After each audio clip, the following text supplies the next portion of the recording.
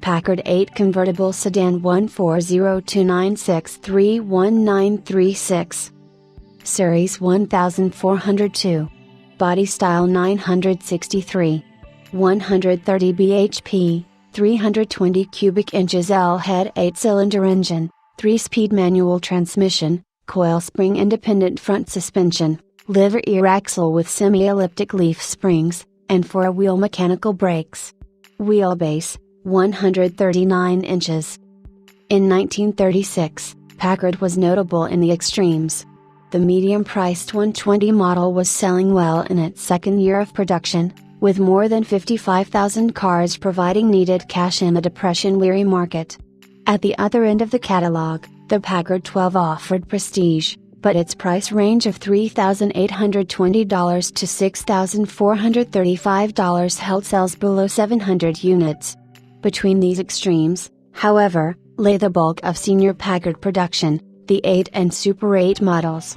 These two series offered a near-identical range of body styles, differing mostly in wheelbases and engines.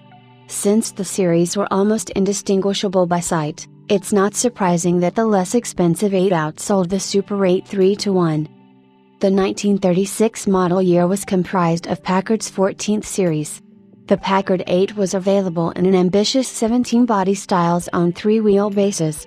The largest of these, the Series 1402, shared a 139-inch wheelbase with the Super 8 counterparts, but it used a smaller engine. Except for the convertible sedan, all Series 1402 cars seated 7 or 8 passengers. The bodies for Packard's 1936 open cars were built by Murray Corporation of America, but they wore a Dietrich emblem, which was a legacy from designer Raymond Dietrich. Dietrich had come to Detroit from LeBaron, and he had set up his own design house, Dietrich Incorporated, in partnership with Murray. Dietrich Incorporated supplied bodies to Lincoln, Franklin, Chrysler, and Pierce Arrow, as well as Packard.